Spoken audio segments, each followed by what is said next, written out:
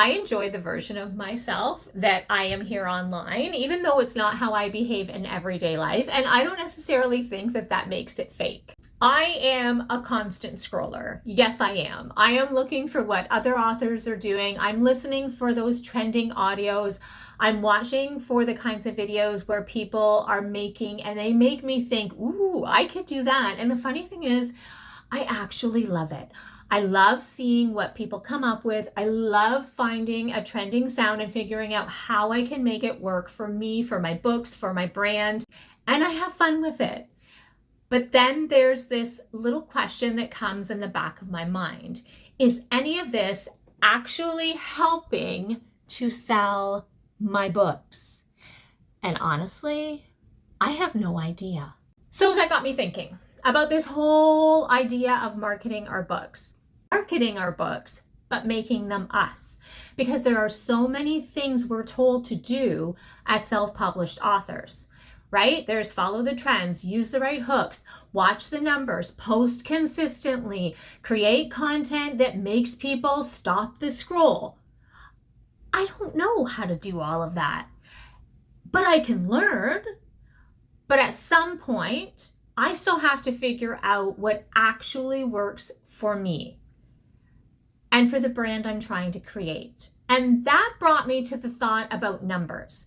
Because if I'm going to spend all of this time making content, surely I should know whether it's doing anything, right? I look at the views, I look at the likes, I look at the comments, and yeah, I look at the shares. But which one of those numbers actually tells me that something worked? Is a video with 1,000 views automatically more successful than a video with 200 views?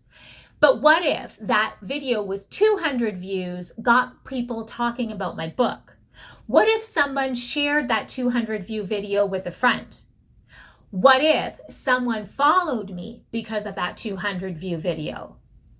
And then there's the part I can't really see. Did anyone who watched the 200 view video actually become interested in my books? Did they look them up? Did they look me up as an author? Do they remember me? Did they come back to any other posts? I mean, those are the things that don't show up neatly in the analytics of it all underneath your video. And then I thought, maybe I'm looking at the numbers without really knowing what I'm looking at. And then that brought me to a completely different question. When someone comes across one of my videos, what do I actually want them to remember about me? Because it's not just about being a children's book author or a teacher on the surface. Those are things that I do. But what I want people to take away is something beyond that label. I want them to think, what's the feeling? What's the message? What comes through, even though when I haven't actually said it out loud in my posts, in my videos? I talked in another series about log lines, and I realized this is kind of the same idea. A good log line can tell you a story without simply saying, this is a story about ABC. And I think your content can do the same thing. Your videos, my videos, can tell people who we are without having to stand there and announce it. Hi, I'm Diane. I'm a children's book author. So who are the people watching my videos? Who are the people watching your videos? What are they picking up from you without you spelling it out? Do I want people to remember the trending audio? Yeah, sure. I mean, why not? The funny video? Yes, absolutely I do. I mean, I probably worked hard and quite a few takes to film it. The book I'm talking about, well, yes, I'm trying to sell books. So yes, that is what it is about. But I also want them to remember something about me. Because I could talk about a lot of things. I can talk about my writing. I can talk about my teaching. I can talk about what it's like to be a self-published author. I can talk about other people's children's books, talk about publishing. I could probably find a dozen other things to talk about, But building a brand probably isn't about trying to squeeze every little thing into our content. It's more about deciding what you want people to remember. There's one other thing I realized through all of this. I want the human part to come through in my posts, in my stories, on my feeds, the unfiltered part, the not perfectly curated part, the video that maybe isn't edited within an inch of its life. This one will certainly not be. The little mistakes when I mess up on what I'm trying to say, the personality, the things that make it obvious that there's an actual person sitting on the other side of the screen. I don't want every video that I make to come out sounding like a marketing machine. And I don't think that that means that I don't care about strategy. I do care about strategy. I do want to learn more about strategy, and I do want to understand what works. I want to pay attention to the numbers. I know that they do matter, and I want to try new things.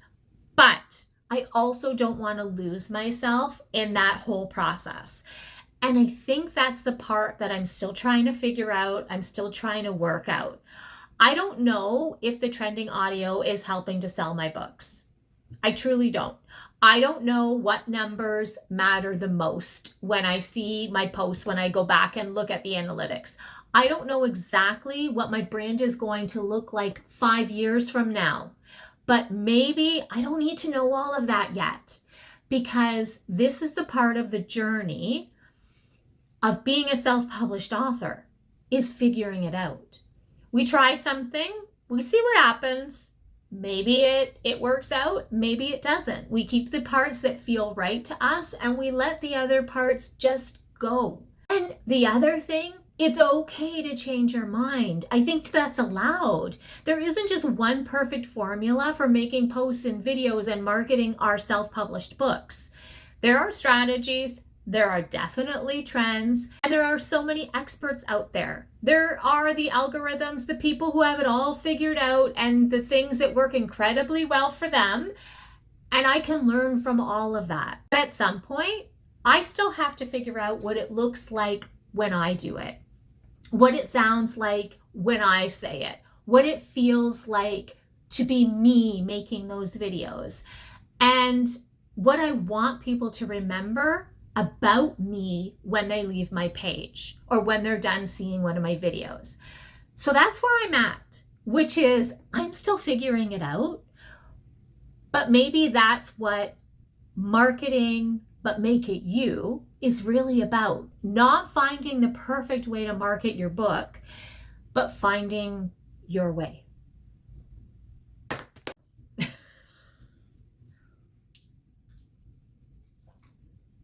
Cheers to that. Let's try.